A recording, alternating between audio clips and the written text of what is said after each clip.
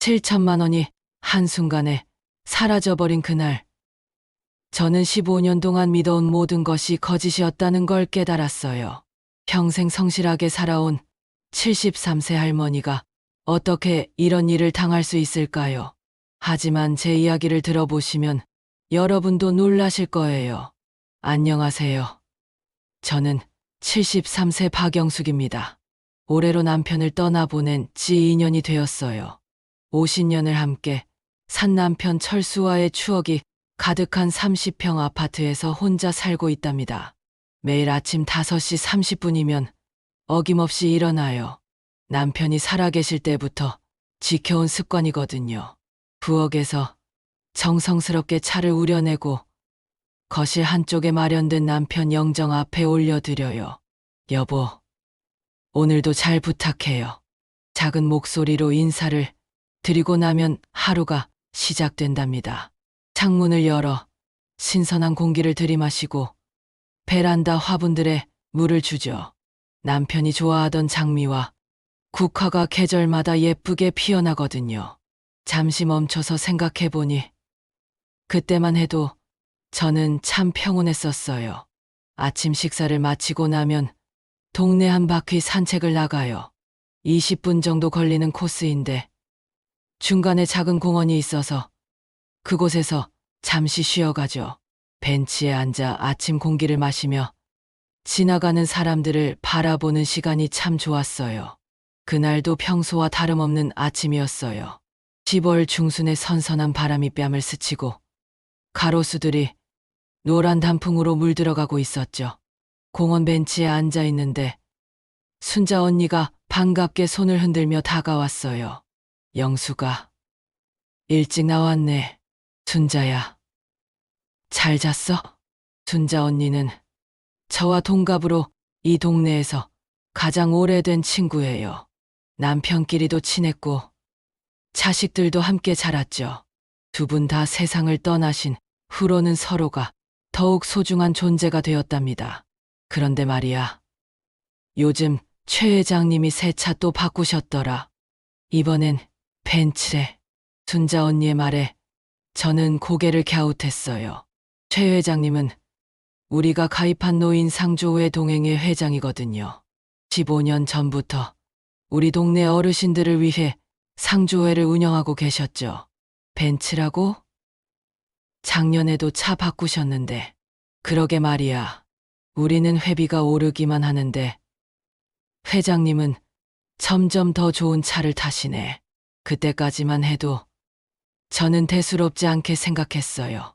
회장님이 사업도 하시고 능력이 있으시니까 좋은 차 타실 수 있는 거겠죠. 산책을 마치고 집으로 돌아와 점심을 준비했어요. 간단한 된장찌개와 김치, 그리고 남편이 좋아하던 고등어 구이를 만들었죠. 혼자 먹는 밥상이지만 늘 두 사람 분량으로 차려놓는 게 습관이 되어버렸어요. 여보도 함께 드세요. 영정 사진을 바라보며 혼잣말을 하곤 했죠. 가끔은 대답이 들리는 것 같기도 했어요.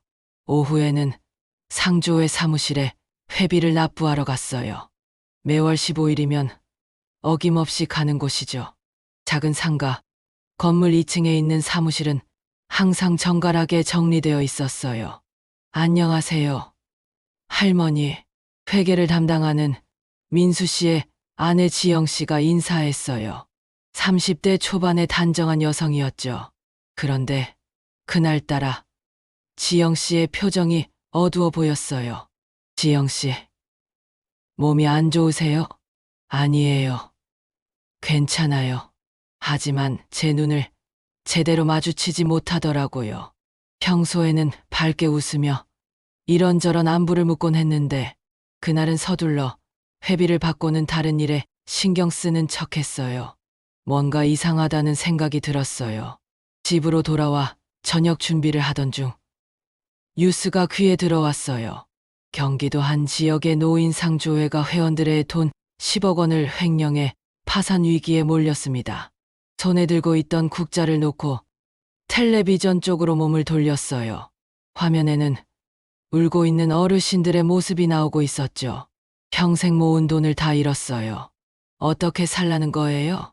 한 할머니의 절규하는 모습을 보며 가슴이 아팠어요. 저희와 같은 상조회였거든요. 사람들을 믿고 돈을 맡겼다가 이런 일을 당하다니. 우리 상조회는 괜찮겠지? 작은 목소리로 중얼거렸지만 마음 한구석이 불안했어요. 저녁 식사 후에는 15년 전을 떠올려 봤어요. 남편과 함께 상조회에 가입했던 그날 말이에요. 최 회장님이 친절하게 설명해 주셨거든요. 어르신들, 우리 모두 언젠가는 세상을 떠나게 됩니다. 그때 자식들에게 부담을 주지 말고 서로 도우며 마지막까지 품위 있게 살아가자는 취지로 만든 것이 바로 이 상조회입니다. 그 말씀에 감동받아 첫 회비 8만 원을 냈던 기억이 생생해요. 비록 부담스러운 금액이었지만 미래를 위한 투자라고 생각했거든요. 여보, 우리도 자식들 걱정 없이 갈 수 있겠어. 남편이 환하게 웃으며 말했던 모습이 떠올랐어요. 그날 밤 서랍장에서 가계부를 꺼내 펼쳤어요. 30년간 써온 습관이죠. 남편이 가계부는 우리 집 역사다라고 말하곤 했거든요. 상조회 관련 기록들을 천천히 살펴봤어요. 매월 회비, 특별 회비, 초이금, 모든 내역이 정확히 적혀 있었답니다. 계산해보니 벌써 15년간 총 1,800만 원이나 냈더라고요. 적지 않은 돈이었죠. 그런데 이상한 건 최근 몇 년 사이 회비가 많이 올랐다는 거예요. 처음엔 월 8만 원이었는데 지금은 15만 원이거든요. 거의 2배가 오른 셈이죠. 물가 상승 때문이라고 하셨는데 하지만 정말 그것만이 이유일까요? 최 회장님의 새 차, 화려해진 옷차림, 그리고 오늘 본 지영 씨의 어색한 태도까지 뭔가 연결고리가 있는 것 같았어요. 밤이 깊어갈수록 불안한 마음이 커져갔어요. 거실벽에 걸린 상조의 감사패를 바라보며 생각에 잠겼어요. 모범회원이라고 적힌 그 감사패가 갑자기 무겁게 느껴지더라고요. 15년간 성실히 회비를 냈는데 과연 그 돈들이 안전하게 관리되고 있는 걸까요? 뉴스에서 본 그 어르신들처럼 저희도 같은 일을 당할 수 있는 건 아닐까요? 새벽 2시가 넘어서야 잠자리에 들었지만 쉽게 잠이 오지 않았어요. 천장을 바라보며 이런저런 생각들이 머릿속을 맴돌았죠. 혹시 제가 너무 예민하게 생각하는 건 아닐까? 하지만 반찬 가게를 30년간 운영하면서 기른 직감이 계속 경고하고 있었어요. 그리고 그 다음 날 저는 더욱 충격적인 사실들을 알게 되었습니다. 며칠이 지나고 상조회 정기 모임이 있는 날이었어요. 매월 셋째 주 금요일이면 어김없이 열리는 회원 모임이죠. 10월에 선선한 바람이 불던 그날, 저는 평소처럼 단정하게 옷을 차려입고 동네 회관으로 향했답니다. 오후 2시, 회관 2층 회의실에 도착하니 벌써 20명 남짓한 어르신들이 모여 계셨어요. 다들 반갑게 인사를 나누며 둥글게 놓인 의자에 앉았죠. 창가 쪽 햇볕이 따스하게 들어와서 평온한 분위기였어요. 최 회장님이 단상에 올라서더니 환한 미소를 지으며 말씀하셨어요. 안녕하세요. 회원 여러분, 오늘도 건강한 모습으로 만나 뵙게 되어 기쁩니다. 평소와 다름없는 인사였지만 뭔가 어색한 기분이 들었어요. 최 회장님의 옷차림이 유독 눈에 띄었거든요. 새 정장에 반짝이는 금시계, 그리고 손에 들린 고급 가죽 가방까지 예전보다 훨씬 화려해 보이셨어요. 잠시 멈춰서 생각해 봤어요. 회비가 계속 오르고 있다고 하시면서 저렇게 좋은 옷을 입으실 수 있는 건가 하는 생각이 들더라고요. 회계보고 시간이 되자 조카 민수 씨가 나와서 설명을 시작했어요. 30대 후반의 말끔한 남성이었는데 말투가 자신만만했어요. 작년 한 해 동안 총 조의금 지출이 8천만 원이었습니다. 회원분들의 성의 덕분에 어르신들을 잘 모실 수 있었어요. 제 귀를 의심했어요. 8천만 원이라고요? 제가 기억하는 부고 소식들을 떠올려 보니 계산이 전혀 맞지 않았거든요. 작년에 돌아가신 분들이 12분 정도였는데 한 분당 평균 조의금이 670만 원이 넘는다는 건가요? 저희 상조의 조의금은 보통 한 분당 200만 원에서 300만 원 정도였는데 말이에요. 아무리 계산해도 4천만 원을 넘지 않을 텐데요. 회장님, 조의금이 좀 많이 나간 것 같은데요? 뒷자리에서 한 할아버지가 조심스럽게 질문했어요. 아, 그건 특별 조의금도 포함된 거예요. 꽃값이나 장례용품 비용까지 말이죠. 민수 씨가 대답했지만 설명이 뭔가 애매했어요. 구체적인 내역은 말씀하지 않으시더라고요. 회의가 끝나고 집으로 돌아오는 길, 순자 언니와 함께 걸으며 이야기를 나눴어요. 순자야, 오늘 회계 보고 들었지? 뭔가 이상하지 않았어? 글쎄 말이야. 나도 궁금하긴 했어. 그런데 우리가 뭘 안다고. 순자 언니는 말끝을 흐렸어요. 하지만 저는 마음이 불편했답니다. 30년간 반찬 가게를 하면서 돈 계산에는 자신이 있었거든요. 단 한 푼도 틀린 적이 없었는데 오늘만은 제 계산이 틀렸나 싶어 혼란스러웠어요. 그날 저녁 집에 도착해서 저는 바로 안방 서랍장을 열었어요. 15년간 꼼꼼히 써온 가계부가 거기 있었거든요. 남편이 살아계실 때부터 시작한 습관이었죠. 가계부는 우리 집 역사라고 여보가 항상 말했지. 페이지를 넘기며 상조회 관련 기록들을 다시 확인했어요. 매월 회비, 특별 회비, 조의금 모두 정확히 적혀 있었답니다. 총 15년간 제가 낸 돈을 계산해 보니 정말 7,200만 원이 넘었어요. 그런데 더 이상한 건 최근 3년 사이에 회비가 급격히 올랐다는 거예요. 2021년까지는 월 10만 원이었는데 작년부터는 15만 원이 되었거든요. 50% 인상이었죠. 물가 상승 때문에 어쩔 수 없다고 하시더니 하지만 정말 그게 다였을까요? 최 회장님의 새 벤츠, 화려해진 옷차림, 그리고 맞지 않는 회계 보고까지 뭔가 연결고리가 있는 것 같았어요. 다음 날 아침 일찍 순자 언니가 급하게 찾아왔어요. 평소보다 안색이 어두워 보이고 숨이 좀 찬 것 같더라고요. 영수가, 큰일 났어. 우리 상조회 말이야. 무슨 일인데 그래? 앉아서 찬찬히 말해봐. 거실 소파에 앉은 순자 언니가 가방에서 신문 스크랩을 꺼냈어요.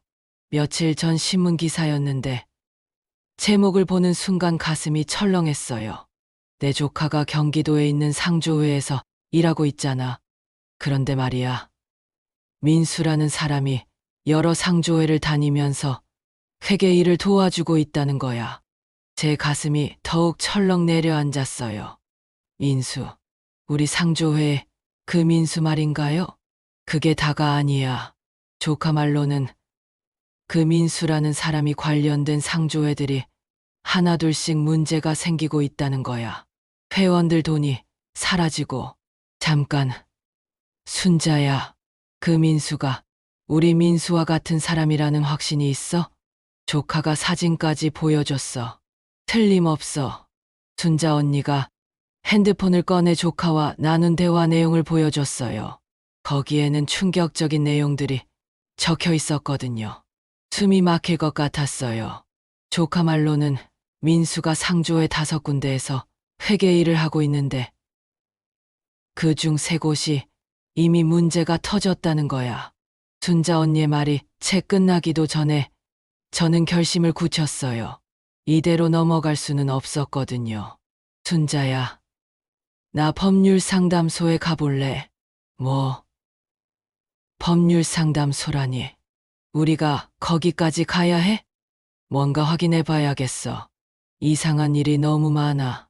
그날 오후, 저는 용기를 내어 동네 법률 상담소를 찾아갔어요.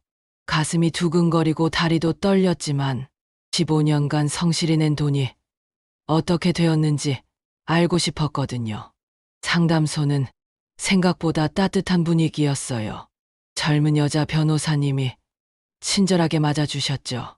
검은 정장을 입은 20대 후반 정도의 여성이었는데 눈빛이 진지하고 신뢰감이 있어 보였어요. 어르신, 어떤 일로 오셨나요? 상조에 관련해서 궁금한 게 있어서요. 김민정 변호사님이라고 하시더라고요. 저보다 훨씬 어리지만 진지하게 제 이야기를 들어주셨어요. 혹시 계약서나 회계 관련 자료들을 가지고 계신가요? 저는 미리 준비해 온 가방을 열었어요. 15년간 모아둔 모든 서류들이 거기 있었거든요. 계약서, 회비 납부증, 가계부, 그리고 각종 공지사항까지 두꺼운 파일로 정리해서 가져왔어요. 김 변호사님은 서류들을 꼼꼼히 살펴보시더니 표정이 점점 심각해지는 것 같았어요. 계산기를 두드리시면서 중간중간 고개를 갸웃하시더라고요. 어르신, 이 자료들을 보니 몇 가지 이상한 점이 보여요. 어떤 점이 이상한가요? 일단 회비 인상 패턴이 일반적이지 않아요. 2021년까지는 완만하게 올랐는데 갑자기 작년부터 급격히 인상됐네요. 김 변호사님이 그래프를 그려서 보여주셨어요. 정말로 2022년부터 회비가 급격히 올라 있었어요. 그리고 이 회계 보고서의 숫자들도 어르신이 지금까지 내신 돈이 정확히 얼마인지 계산해 보실래요? 저도 함께 계산해 봤어요. 처음 8만 원부터 시작해서 단계적으로 오른 회비들, 특별회비, 조의금까지 모두 더하니 정말 7,200만 원이 넘었어요. 이 정도 금액이면 상당한 적립금이 쌓여 있어야 정상이에요. 그런데 최근 회계 보고서를 보니 뭔가 맞지 않는 부분들이 있어요. 김 변호사님의 말이 계속되었지만 제 머릿속은 이미 복잡해져 있었어요. 정말 뭔가 잘못된 걸까요? 어르신, 좀 더 정확한 조사를 해봐야겠어요. 다른 회원분들의 상황도 파악해보고 실제 적립 현황을 확인해야겠습니다. 그리고 김 변호사님이 잠시 멈추더니 조심스럽게 말씀하셨어요. 혹시 최근에 상조의 관계자들이 이상한 행동을 보인 적이 있으셨나요? 그 말에 며칠 전 지영 씨의 어색한 태도가 떠올랐어요. 평소와 다르게 제 눈을 피하던 모습, 서둘러 자리를 피하던 모습까지. 그러고 보니 회계 담당하는 분이 요즘 좀 이상해요. 상담을 마치고 집으로 돌아오는 길, 저는 마음이 무거웠어요. 15년간 믿어온 사람들, 매월 성실히 낸 회비, 그리고 미래에 대한 계획들, 모든 것이 흔들리기 시작하는 기분이었거든요. 그날 밤, 저는 잠을 이루지 못했어요. 천장을 바라보며 생각에 잠겼죠. 혹시 제가 너무 예민하게 생각하는 건 아닐까. 하지만 30년간 장사를 하면서 기른 직감이 계속 경고하고 있었어요. 남편 영정 앞에서 차를 올리며 속삭였어요. 여보, 우리가 평생 모은 돈이 정말 괜찮을까요? 왠지 불안해요. 새벽 3시가 넘어서야 겨우 잠이 들었지만 꿈속에서도 불안한 마음은 계속되었답니다. 뭔가 분명히 잘못되고 있다는 걸 온몸으로 느끼고 있었어요. 그리고 바로 그 다음 날, 저는 상상도 못한 충격적인 진실과 마주하게 되었습니다. 일주일 후, 김 변호사님으로부터 전화가 왔어요. 목소리가 평소보다 급해 보였거든요. 할머니, 급히 만나 뵙고 싶어요. 중요한 사실을 발견했거든요. 가슴이 두근거렸어요. 좋은 소식일까요? 나쁜 소식일까요? 법률사무소로 가는 길, 다리가 후들거렸답니다. 법률사무소에서 만난 김 변호사님의 표정은 어느 때보다 심각했어요. 책상 위에 펼쳐진 서류들이 빼곡했고 컴퓨터 화면에는 복잡한 표가 띄워져 있었죠. 할머니, 앉으세요. 할 말씀이 있어요. 김 변호사님의 목소리가 떨리는 것 같았어요. 할머니가 지금까지 내신 돈이 7,200만 원 맞죠? 그런데 김 변호사님이 서류를 보여주며 말을 이어갔어요. 실제로 적립되어 있어야 할 돈은 고작 500만 원밖에 없어요. 나머지는 모두 사라졌어요. 숨을 몰아 쉬었어요. 순간 현기증이 났어요. 의자에 앉아있던 제가 앞으로 고꾸라질 뻔했죠. 7천만 원이 500만 원이라고요? 그게 무슨 말씀이세요? 할머니만이 아니에요. 다른 회원분들도 마찬가지예요. 조사해보니 총 42명의 회원 중 35명이 비슷한 피해를 당했어요. 김 변호사님이 보여준 증거들은 충격적이었어요. 최 회장과 조카 민수가 회원들의 돈으로 부동산 투자를 하고 개인 사업에 사용했다는 거예요.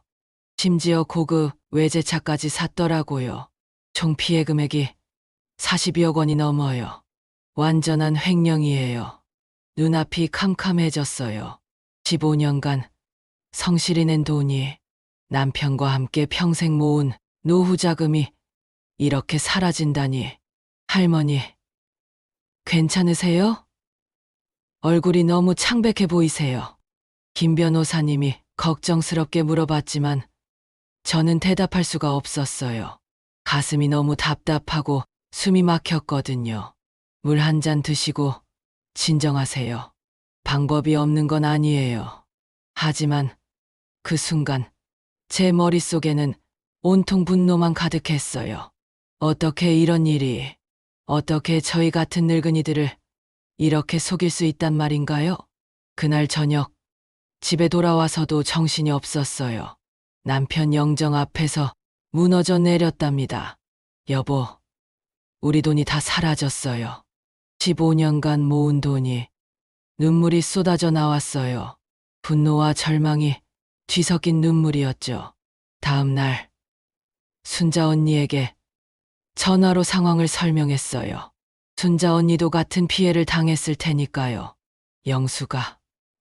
정말이야? 그런 일이.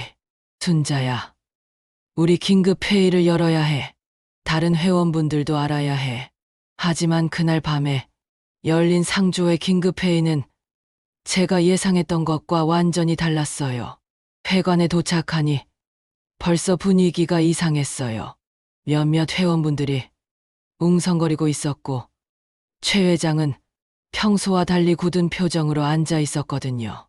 회의가 시작되자 최 회장이 일어섰어요. 회원 여러분, 최근에 일부 투자 손실이 있었지만 곧 회복될 거예요. 걱정하지 마세요. 마치 아무 일도 없었다는 듯이 태연하게 말하더라고요. 제 가슴에서 불이 났어요. 회장님, 저는 자리에서 벌떡 일어났어요. 온몸이 떨렸지만 참을 수 없었거든요. 우리 돈으로 부동산 사신 거 맞죠? 회의장이 순간 조용해졌어요. 모든 시선이 저에게 쏠렸죠. 최 회장의 얼굴이 굳어지는 게 보였어요. 할머니가 뭘 아신다고 그런 말씀을 하세요? 근거도 없이. 근거요? 여기 다 있어요. 저는 가져온 서류를 높이 들었어요. 김 변호사님이 정리해준 증거 자료들이었죠. 15년간 낸 제 돈 7천만 원 당장 돌려주세요. 제 목소리가 회관 전체에 울려 퍼졌어요. 다른 회원분들이 웅성거리기 시작했죠. 그때 민수가 나섰어요. 냉소적인 미소를 지으며 말이에요. 할머니, 계약서 읽어보셨어요? 투자 손실 가능성은 이미 명시되어 있어요. 법적으로 아무 문제 없어요. 그 말을 듣는 순간 정말 화가 머리끝까지 올라왔어요. 투자 손실이요. 회원들 몰래 개인 용도로 쓰신 게 투자 손실이에요. 증명할 수 있어요? 함부로 말하시면 명예훼손으로 고소할 수도 있어요. 민수의 협박에 주변이 더욱 조용해졌어요. 몇몇 어르신들이 겁을 먹고 자리를 뜨기 시작했어요. 할머니, 진정하세요. 어르신이 너무 흥분하시는 것 같은데 최 회장이 가짜 염려를 보이며 말했어요. 하지만 그 눈빛은 차갑기만 했죠. 순간 저는 무력감에 휩싸였어요.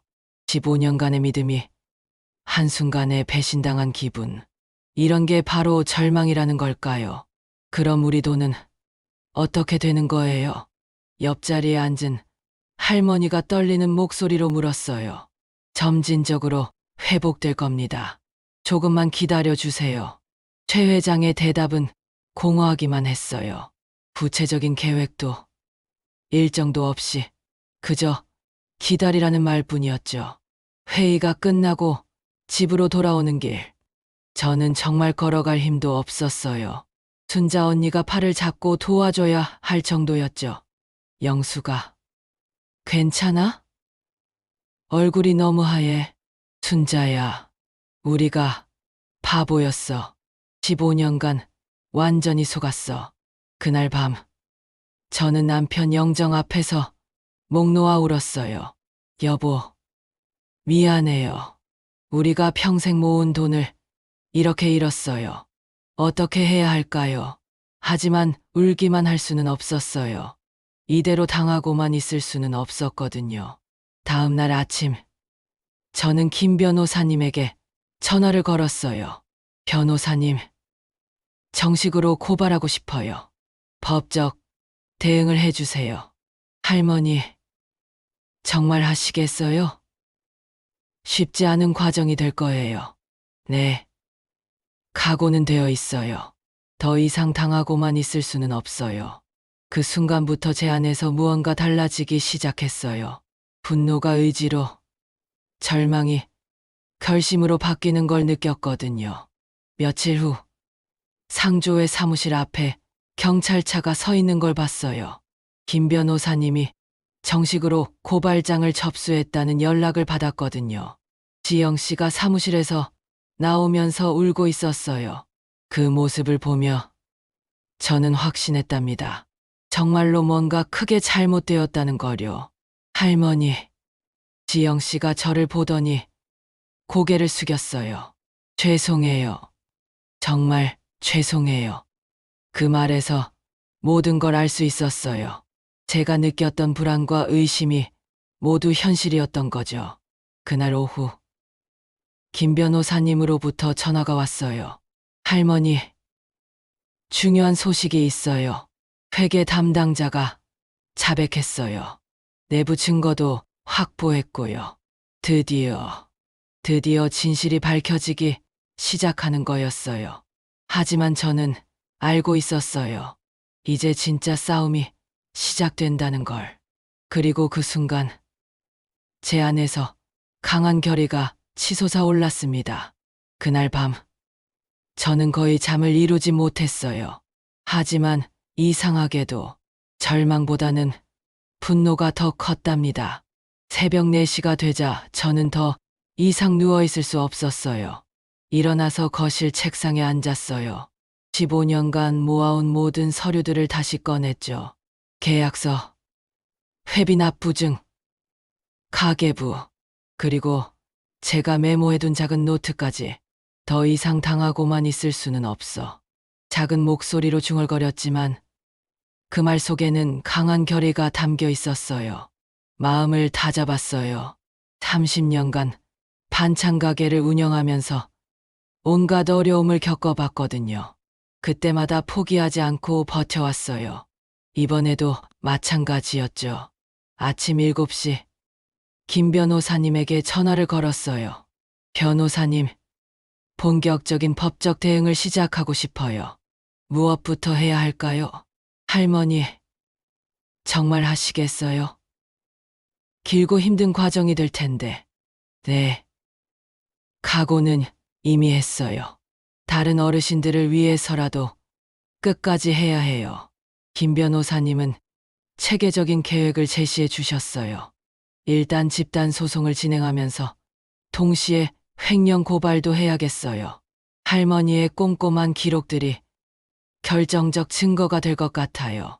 그 말을 듣고 가슴이 뜨거워졌어요. 15년간 써온 가계부가 이렇게 중요한 역할을 하게 될 줄이야.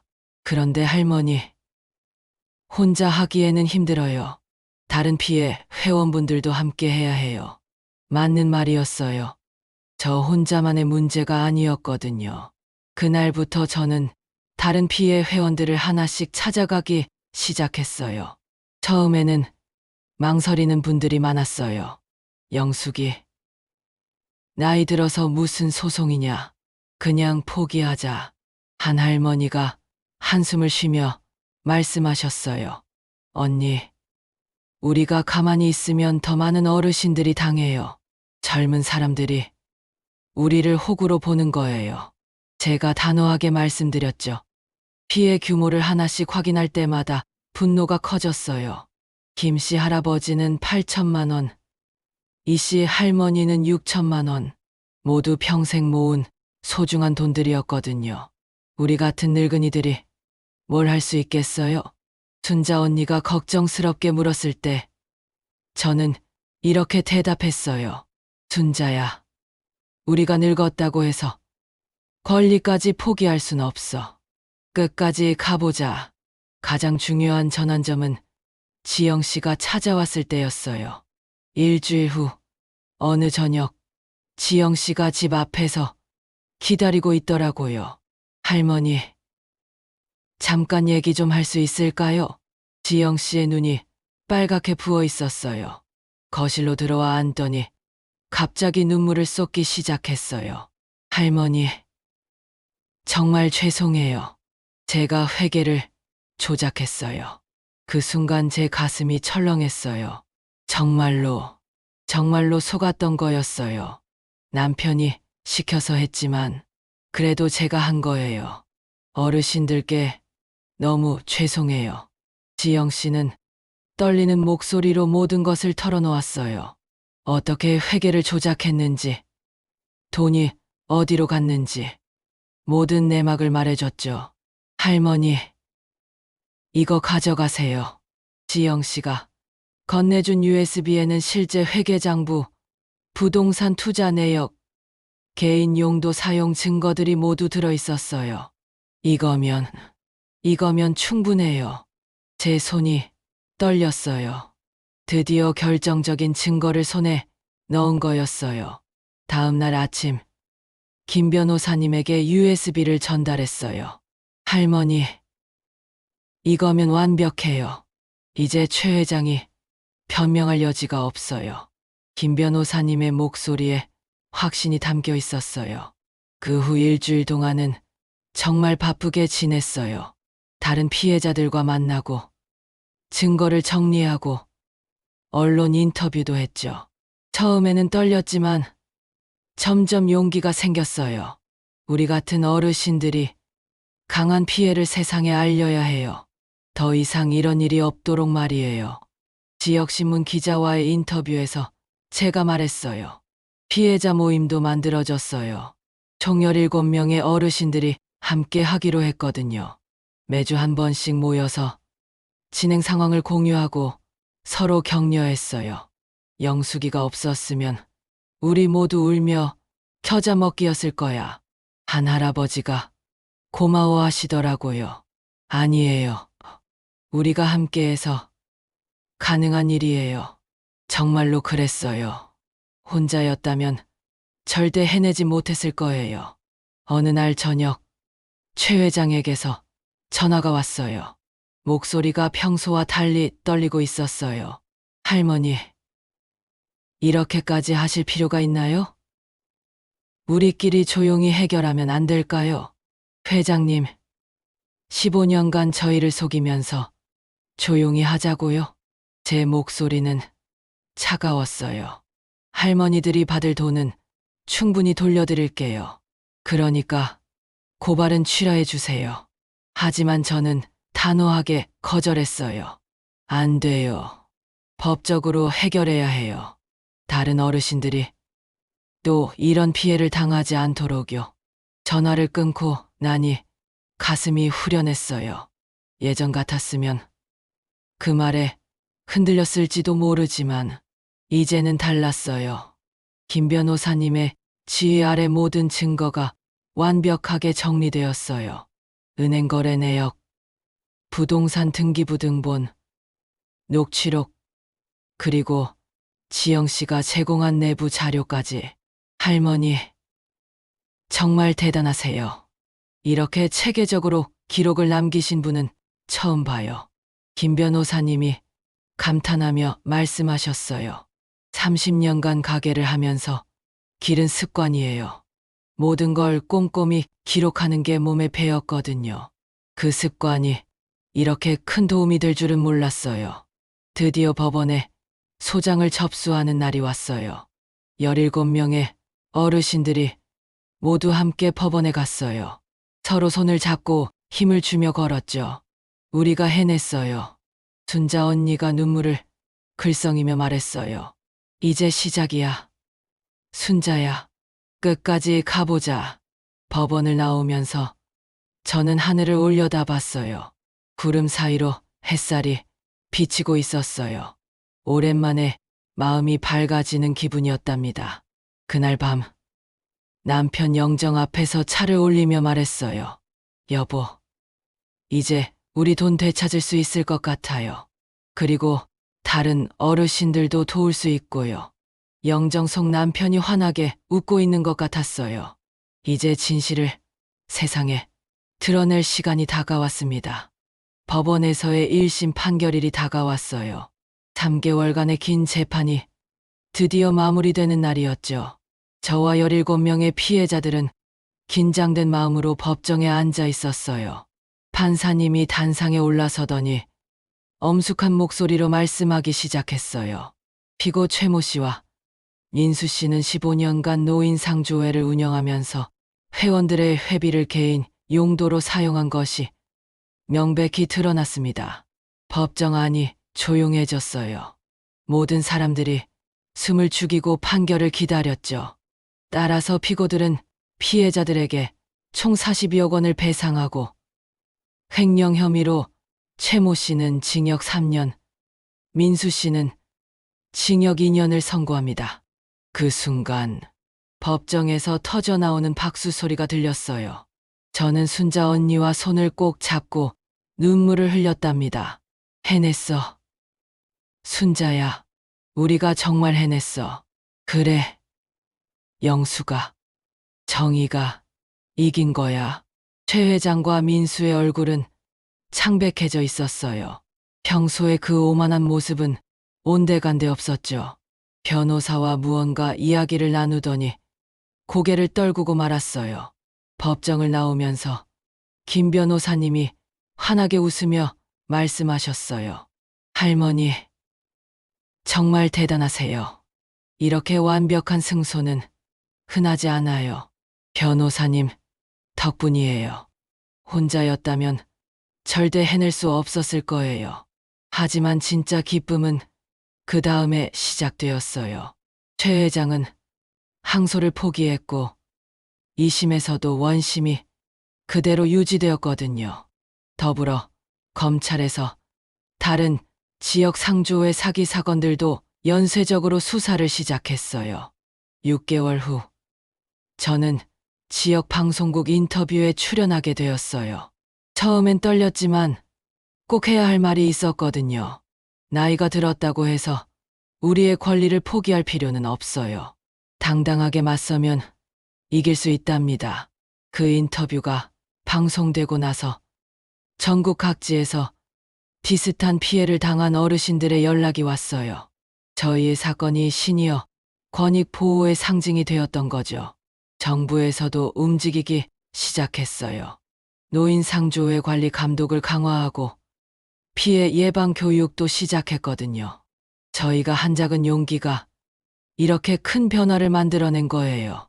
1년 후 저는 새로운 일을 시작했어요.